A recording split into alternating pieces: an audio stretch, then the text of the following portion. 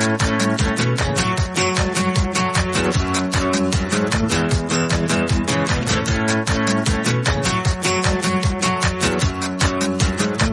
to the Books Applied podcast, presented by WSL Leadership. In this podcast, we talk about an awesome book and how to apply it to your work, sport, or life. I'm your host, Iggy Perillo. Thanks for joining me. Hello, people. In this episode, we are talking about the book, Thanks for the Feedback, The Science and Art of Receiving Feedback Well, even when it's off base, unfair, poorly delivered, and frankly, you're not in the mood. This is by Douglas Stone and Sheila Heen, and astute listeners out there will recognize these names, Douglas Stone and Sheila Heen, as the co-authors of Difficult Conversations, which I did an episode on a few episodes back. And super astute listeners will recognize that this book, Thanks for the Feedback, was recommended by Marcia Shandur, the person who was on that podcast episode about Difficult Conversations with me. And she said she loved it, and I read it, and she was right. It's a great book. So here I am talking about this fabulous book. Thanks for the feedback. The book dives right in by telling you that people are bad at receiving feedback. No one is surprised by this. But they also make this interesting point that there's a lot of training on how to give feedback well, but actually the people receiving the feedback have more power in the situation. You can be really, really good at giving feedback, but if you're garbage at receiving it, or if people broadly are garbage at receiving it, it's not going to go as well. So they skew this for the receiver. Like, how do you receive feedback well? Which I think is an interesting perspective overall. Because who hasn't attended or created or been a part of, here's how you give feedback trainings. Awesome. I think we can also train ourselves through this beautiful book and other things to receive feedback well. And in that vein, there were so many amazing, mind-exploding moments from this book that I am stoked to talk with you about. Basically, we start off with the idea that there are three types of feedback. There's appreciation, which is, thanks, I see you. I know you're there. I know you're working hard. You matter to me. Like, that's what appreciation means. There's coaching feedback, which really is about how to improve knowledge or skills, or how do we want to improve the relationship or what's going on between people. And then there's evaluation feedback, which means, hey, here's where you stand. It can include a concern or action or perceived consequence, like all those parts of our evaluation, like a rating style of feedback. And so there's this little part where coaching has like a little tiny bit of evaluation in it. Like, I wouldn't be giving you coaching if I thought everything was awesome, but coaching is really focused on the how to improve, the knowledge, the skills, that kind of thing, versus evaluation is more purely just, here's where you rate, here's your grade, here's the level you're at kind of thing. And so we often want a certain type of feedback, but the person who's giving us feedback is not giving us the type that we want, which sounds super duper simple. And yet I can think of 1,000 examples where I'm like, oh, I really want to hear this thing, and someone is giving me coaching and I really wanted evaluation, or I really wanted appreciation and someone is giving me coaching. All these things, sort of this mismatch, is one of the big reasons why feedback does not go well. It's pretty much like the most simple reason. The thing you want is not the thing you're getting as a feedback receiver. And the giver doesn't necessarily know, or they're not astute enough to figure out which of the three things that you actually want that they should be giving you. So the super simple solution to this super common and simple problem is to talk about what kind of feedback you want. Who knew? By having this discussion about, hey, I'm looking for coaching here, or I'm looking for where I stand here, which would be evaluation, or just tell me the positive things that you appreciate, about me doing this work, and we'll talk about the specific details of the work later. Like, evaluation can be positive evaluation, by the way, and appreciation is more, hey, I see you working hard and doing, the sort of underlying pieces of the thing that you're doing, versus evaluation is, here's what I think of the pieces of the thing you're doing, which could be good or could be bad. Anyway, have a conversation about what kind of feedback you want is one of the very straightforward, yet we never do it, kind of recommendations from this whole book. What kind of feedback do you want to get from someone? Or as the giver of feedback, what kind of feedback am I giving you? But also, question mark, what kind of feedback do you want or would be most useful for you right now? So have that conversation. The three types of feedback by themselves were an amazing part of this book for me. Or I'm like, oh yeah, that is true. And screwing those up does make it really hard or confusing, or people walk away being like, they're a jerk, or whatever it is at the end of the day. So that's not all. There's not just that we mismatch the type of feedback with the type of feedback we want with the type of feedback we are getting or giving. There are some triggers that make it really, really hard for us to take feedback in. And they spend a lot of time digging into these triggers and talking about what they mean and how you see them operate and how you basically can rewire yourself to respond to them. But mainly, there's 3 triggers, so it's pretty straightforward. There are truth triggers. And this is really when you feel like you get some feedback and you're like, well, that is off, or that is just not true. And we respond by feeling indignant, wronged, and exasperated. Like, where did this even come from? Like, this is just factually inaccurate, this feedback I'm getting right now. There are also relationship triggers, which are really about the person who is giving you the feedback, not the content of the feedback themselves. And that's where in our mind, we're saying things like, how does this person why are they even giving us feedback? What's their qualifications? Who is this person? Why are they talking to me about it? Or it's someone we know well and we're like, oh, they're such a hypocrite. They wouldn't do this themselves. Why then yet they're telling me to do this? And so we write them off as being not a useful feedback giver because of that relationship we have. And so our focus shifts from the feedback to the audacity of the person giving it. Like, who are they to be giving us feedback is kind of the trigger there that makes us not receive that feedback well. And then there are identity triggers, which are really about our sense of ourselves and who we are. We get feedback and we're like, whoa, that doesn't sound like me at all. Like, that can't be right. I'm not that kind of person. That kind of person, right, is the key part there. I'm not that. That's not who I am. And so we get lost in the sort of nuance, trying to understand who we are as a person from this feedback. And we're just, to some point, just getting to the sort of survival mode of like, that's not me as a person, but I value this person. Their feedback seems accurate and grounded, but this does not compute with who I am as an individual. So we have these 3 triggers to sort of work through when we're getting feedback from people. And basically, they give beautiful advice for working through these. This book is not short, by the way. And if it was any shorter, you would probably miss some useful, like really amazing golden nuggets coming through here. I think the truth triggers, they're sort of reframing is to go, instead of looking at you're wrong, to think about, well, where's the gap between what I think is right and what you think is right? Like, why do we have this gap between these? So instead of saying what you're giving me is inaccurate, because what I think is accurate, so we can debate about that all day and not get anywhere and not receive any feedback. Instead, if we look at why is there a difference here? Like, what is actually causing the difference between the feedback you're giving me and my view of reality or the situation or whatever it is? So once we shift our conversation from, looking for right and wrong to looking for why there's a difference in our assessment of right and wrong, we actually can make progress and understand the pieces of feedback that are useful and meaningful for us to hear. Side note, by the way, they spend a lot of time talking about you can still get feedback and you don't have to take it. Like, this doesn't mean, oh, hey, someone gave me feedback. It's amazing. I'm changing my life. Basically, feedback is a tool for learning and growing. And some people give us garbage and it doesn't help us learn and grow. Not garbage in a negative sense, like they're just trying to trash us, but stuff that isn't useful for us, stuff that doesn't help us grow and learn. And sometimes people give us stuff that is useful for us. And so we should take that in and grow and learn. We can actually get better at whatever we want to do faster if we respond well to feedback. Oh, another side note, this beautiful line, feedback is at the intersection of learning and wanting to be accepted. And so we are sort of caught between the space of like, oh yeah, I want to learn. There's something useful here. Like, I can change, I can make this easier, better, whatever. And wait, but I want to be accepted for who I am as a person. So if you destroy my sense of who I am as a person through any of these triggers, things are not going to go well along the way. Like, that feedback is not going to be received. So truth triggers, back to those for a second.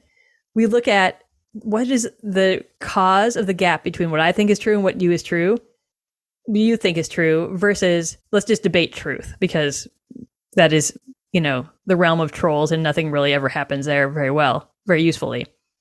For relationship triggers, the useful part is to identify that relationship. Like, what is it about this relationship that is causing me to not value what this person is saying right now, or to disregard it in some way? What's the dynamic between us? And what are we each contributing to the problem? So that is part of the relationship. Like, there's something going on between us that is problematic. If you've known this person a long time, then you might have a long history of like, oh, I don't trust anything they say because they've given me bad advice 400 times in the past. Great. Well, what have you done to contribute to this? That they're giving you feedback now and you're like, throw it in the trash immediately, which basically limits your ability to take that maybe small kernel or small piece of truth and usefulness and apply that and use that. So you're still limiting your learning by throwing everything out because of the relationship. And for identity triggers, we basically need to understand ourselves and how we take things in, basically our temperament, our personality, a little bit about that. Like, do we react strongly to everything or do we not react strongly? Do we think everything's amazing? Do we think everything's terrible? We need to dismantle our distortions. Like, we hear things. I've had these conversations with folks where they get a piece of feedback and they're like, I'm terrible. I'm like, I don't think that's what they said. Like, they just said, you need to fix this little piece over here. And like, oh, I'm the worst person ever. I'm like, whoa, dial it back, drama queen. And the reality is they're not really thinking they're being a drama queen. They think they are responding based on basically their temperament, but also they're distorting that feedback to think, oh my gosh, they're going to fire me. Everyone hates me because of this one piece of feedback that I didn't expect or didn't know that I was going to receive. So dismantling those distortions, which is being aware of the distortion patterns that we get into. And there's also, they talk about cultivating a growth identity, which is really cultivating a growth mindset. And they mentioned Carol Dweck, and you can zip yourself back to that episode here and enjoy me talking exceptionally fast. And they're basically, once you get through these triggers, they spend a lot of time walking through what these triggers are, how they show up for you. It might be different from different people. We all have different temperaments. We all have different sort of distortions on feedback. And we all have different levels of growth identity or growth mindset, or for different things in our lives. For example, for the identity triggers. So once we get into those a little more directly and specifically to us as a person, we can learn to basically short circuit these patterns and make us hostile to feedback at times, or basically inhospitable to receiving that growth and learning. And it could be because of the person giving it. It could be because we doubt the truth of it, all these different things. So we have to dig into each one of those really specifically on a personal level to help us understand why it is that we are disregarding or pushing back on that feedback in such strong and crazy ways. And this is a big piece of the book, and it's super detailed in a beautiful, beautiful way. They talk about basically the kinds of feedback, but why those specific kinds of feedback can trigger sort of different responses in us, and how we have blind spots to a lot of things. We want to think that they have this beautiful description of how we think our intentions are great, and we judge ourselves on our intentions, but we judge other people based on the impact of their decisions. And so if we're judging ourselves on our intentions, like, I had great intentions for doing this thing, blah, blah, blah, but it didn't turn out well. And someone else is like, whoa, that thing was really terrible. And you're like, but I had good intentions. That it does not make us open to learning what we could from that situation, that we could do it better in the future. If we're like, but my intentions were good, if that's all we keep yelling, we're not going to be open to the pieces of useful feedback from that thing that happened, if it had a negative impact on other people, for example. And so we might need to talk about, this other part, when we are getting feedback, and the feedback advice for givers that is most often is to be specific. I mean, I've told this to people 1,000 times, be really specific when you're giving feedback. But they're even more specific about being specific, and how to be specific about two different things. One is where the feedback is coming from, and two is where the feedback is going, which is a great way to talk about how to be specific. So where the feedback is coming from is really two pieces.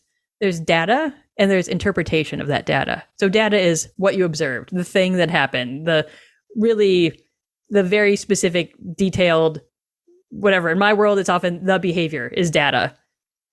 Like, you didn't walk in the door at 9:00. You walked in the door at 9:05. That's data, right? And then there's interpretation, which is the meaning we apply to that data. Like, oh, you walked in the door at 9:05. That means you don't care about anyone here at the office, which is kind of a crazy, like, extreme interpretation. Means you're not dedicated to being here. Maybe also kind of an extreme interpretation, but these are the interpretations we make on the data. When the data was just that you walked in the door at 9:05, and for some reason, maybe I thought or told you, or or it was expected for you to walk in the door at 9:00. So that's where the feedback is coming from. Data, interpretation, those two pieces. And where it's going to is the advice or consequences, which I think is interesting that they spread those out. Like, the purpose of this feedback is for this advice. Like, I want this thing to happen. Or the purpose of this feedback is to let you know of these consequences. whatever they may be, because of this feedback. And so again, they get into this in really beautiful detail and helping us shift our perspective as givers from "that's wrong" to "tell me more," because I don't quite get what's going on. I see this differently. Maybe I have different data. Maybe I have a different interpretation. Maybe there are unexplained expectations in here somewhere. Maybe there are ways that we characterize people as they talk about heroes and villains. And so we always assume we're the hero, obviously, in any situation. But how does my concept of myself as being the star of this show get impacted when someone tells me like, hey, this thing you did isn't great, or like, this turned out not so well. And we are imperfect in our hero like spotlight moment, which is our whole lives, because we are the people of our lives. So we're looking for difference between what you gave me, how I see things differently. We're also looking at our blind spots, and those are amplified by a couple of these different things. The situation, the character, the impact versus intent, like I was talking about. We have some emotional math in there that's like, oh, if I'm really emotional right now, suddenly different pieces might be highlighted in the feedback you gave me versus other pieces which are not. And this is all just about the feedback that is the specific, where it's coming from, how to give feedback well.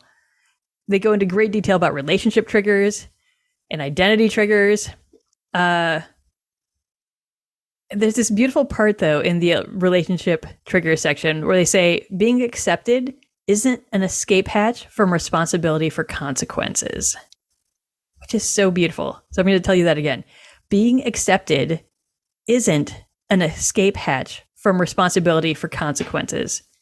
So even though I accept you, even though you are accepted here, you are still responsible for the consequences of your behavior, of the actions that you took. And so they're basically breaking down that relationship that you have with people between acceptance and responsibility, which is a beautiful delineation. And that we are all contributing to some part of this situation. Being in a relationship means you're both contributing to whatever the situation is that's happening. And so looking at those, if you go back and listen to difficult conversations, we talk about contribution. Like, what is your contribution to this situation? That may be making this feedback hard to hear, or maybe making me give you the feedback at all. The sort of it, both layers of that are part of this.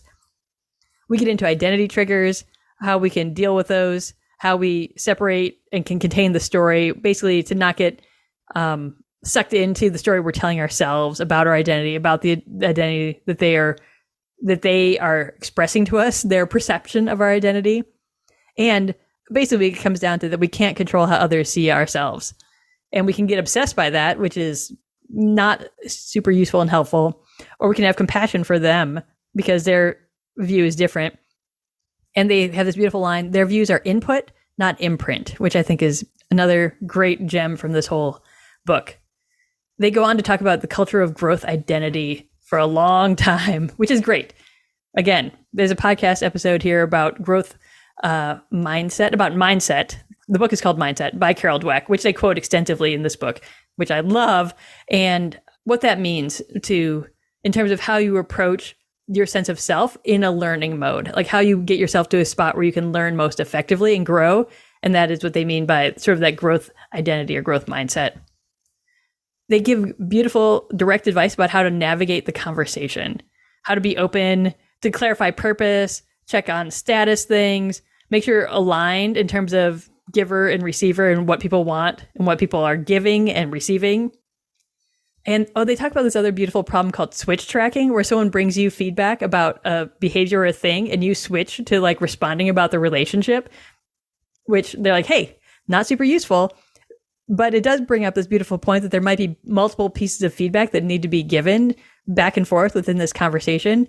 And the beautiful, simple advice is to just deal with one at a time. But you need to recognize that there are multiple ones happening, or else someone will keep talking about, well, yeah, but our relationship is garbage, so why should I even listen to you? When you're like, but no, really, don't park your car on the grass. Like, that's what we're talking about here. So identifying that there are different pieces happening, different tracks, different types of feedback maybe need to happen bi-directionally, identifying that, and then talking about making a plan to go through one at a time is one of the very useful skills they talk about. In terms of basically managing feedback is as a product, like, oh, here's the goal, learning, growth, whatever it is, appreciation. And here's the process of feedback. And you have to be skillful. The most skillful people, they say, they're like, we're still figuring this out, which is a beautiful piece of humility, is to manage the process and the output at the same time, which is tough. So the best we can do, I think the easiest, is to make a plan at the beginning for, hey, we're going to talk about feedback. What type do you want? Here's what I have some types that I need to give you. Here's some types you might be wanting or needing. We'll talk about that. If other issues come up, we're going to put them on the list and deal with them one at a time. But I need to tell you this piece of information first. People, by the way, are super weird about appreciation. I was on a beautiful meeting recently with a group of folks, and they gave some appreciation to one of the members of the group. And then they were chanting like speech, like they wanted an acceptance speech from this person. And it came out that this group collectively is not good at receiving positive appreciation, so that they're just very funny about it. So I hope there's more acceptance speeches as I work with them in the future about people accepting positive, basically accepting appreciation and accepting more positive feedback, because they were not good at receiving that and they were amusing. So you can coach people on do some framing at the front end to talk about, here's the kind of feedback we're going to have, and here's what's going to happen. Here's how this conversation is going to go. But then you need to do some listening during the conversation, because people will get off track. People will switch track and start talking about something else as a response to your feedback often. And you might need to assert what's left out. You might need to basically be in charge of that process and be like, hey, we're missing this thing, and be able to step back and look at what's happening from the bigger picture while it's happening is tricky. But that is sort of this idea of like planning out this feedback conversation. And before doing these things, before you move to the process, to like problem solving, like, well, what are even the possibilities? Like, how can we move forward from this? And that can be a much more fruitful joint conversation if people are on the same page about what is even happening and why we need to talk about this in the first place. There's a lot more detail there. I'm giving you the barest bones here. It is such a great book. Anyway, they talk about a couple ways to take action. Basically asking yourself or the giver to name one thing that's useful. Really, sometimes we get feedback that's just like a huge long mess of everything. We're like, well, what's the useful thing I should take away? What do you see me doing? Oh, there's this beautiful process for asking to get better feedback, because sometimes we get feedback, it's a mess. And so they suggest asking, what's one thing you see me doing that gets in my own way? Which I think is another beautiful question to make people give you clear and specific feedback. Listening for themes, asking about what matters to them versus what matters to you, because sometimes that causes that gap, that something else matters to these other people that is not as important or as high impact to you as a person. Your response can be to try small experiments. Oh, I'm going to try this for a few days. I'm going to see how this thinks. I'm going to mentally try this on, because this may be a surprise, especially about these things that sort of trip our identity a little bit, where we're like, that's not me. But there might be a piece of truth in there about your behavior, about your actions. So mentally going through the actions, like, well, what did I do that could have been a part of this or spurred this feedback from other people? They talk about coaching your coach. If someone gives you kind of garbagey feedback, talking about what is helpful for you and why that's useful for you, like basically telling people how to give you better feedback, is a very fun part of this whole process. Yeah. And they talk about requests for feedback should be about doing your current job better versus here's how this new future we're going to create together. So making things very tangible in the present moment is a useful way to get better feedback. People, it's an amazing book. I have so many notes. I may even buy this one because that's what I do, and I love books this much that I'm like, oh yeah, I'm probably going to use this a lot. I think it will impact how I think about feedback in terms of what I'm giving versus receiving. It really made me more aware of the personal triggers I have. When people give me feedback, what am I most likely to say? Like, what are my go-to responses? Like, they talk about sort of those three different types of trigger. Is it like, oh, they don't know what they're talking about because XYZ, or I don't trust them because of XYZ, or that's not me. So why even, this doesn't even, I'm not going to take it in at all. So really made me think about addressing those as a person so I can be prepared to receive feedback better. And their big picture sort of point that they come back to a few times through the book is that people who are better at getting feedback And people who are better at getting more of that critical, like, oh, you should change this thing type of feedback, do better over time. They're seen as more trustworthy. They're seen as more intelligent. They're seen as more useful, productive, like better contributors to that relationship or that organization or that thing. So asking for feedback is really important. Asking for feedback in a way that you'll get useful feedback is important. And the other part that I thought was great was thinking to yourself, not instead of grading the feedback that you're getting, like, oh, that's grade F feedback, throw it in the trash. Also grading yourself on your response to feedback. Like, cool, I got this garbage feedback, but my response was A+. So way to go, me. Like, I responded, I listened, I asked for more specifics. I separated the past from the present. I separated where this feedback was coming from for where it's going. I asked good questions. I got useful information. I didn't melt down or blow up or disconnect or just stop listening. And there was some value I got from this conversation. So A+ for me. There are basically all these different ways we can separate ourselves from getting sucked into kind of responses that are not useful for us in feedback. Super useful. I think is definitely something I'm going to be on the lookout for. I think the easy thing for me to look for is this mismatch between feedback wanted and feedback given, and really helping people clarify which type of feedback they're giving, because I think that has a big impact on the response, right, for the people. Sometimes you need a straight up evaluation. You need to know where you stand. You need to know a rating for this thing compared to other things of the same category, whatever it is. Super useful, super helpful. And sometimes you need coaching. I think I spent a bit of time in this coaching feedback space where people need to know, hey, I'm trying to help you do this thing or this other thing or this other thing. And here's where this is coming from. Here's where this is going. And being really clear about that type of feedback. And the appreciation type of feedback. I mean, I feel like I've been coaching people on this for 1,000 years, that being specific about that matters so much. Again, specific about where it's coming from and where it's going. Hey, I saw you do these 17 things awesomely. I want to see more of them in the future. How can I make that better for you?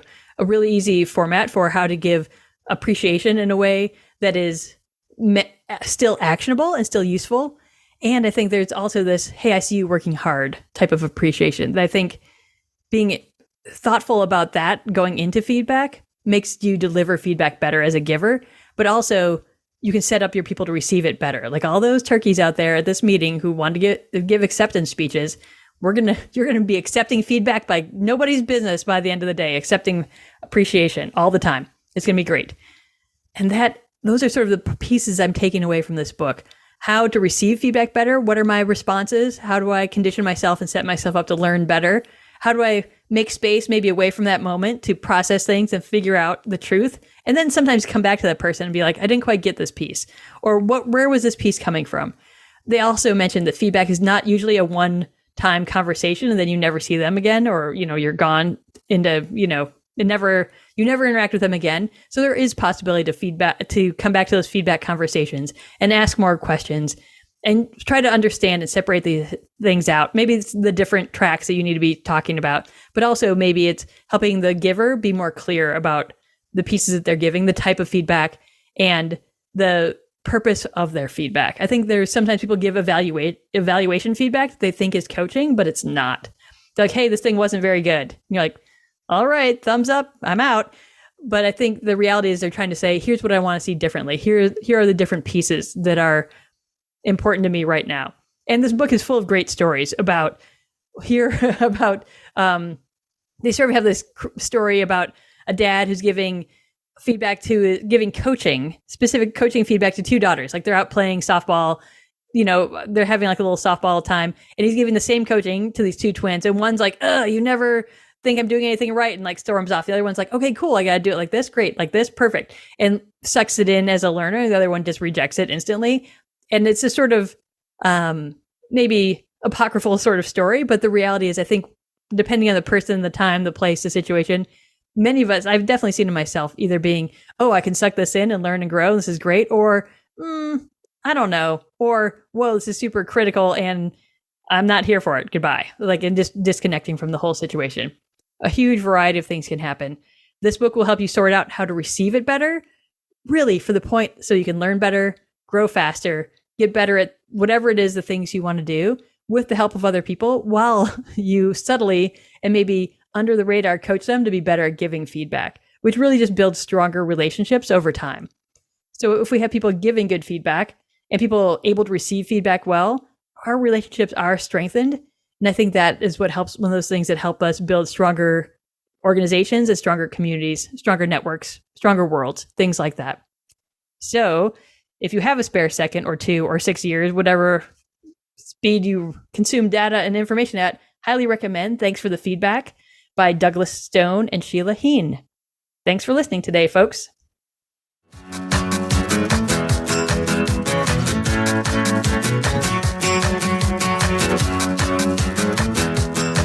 Thanks for joining us for this episode of the Books Applied podcast.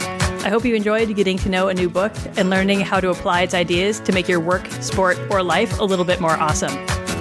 For more leadership education-related content, including conflict management checklists, invitations to a fun free lunch that happens monthly, upcoming classes, webinars, and mastermind groups, please head over to wslleadership.com.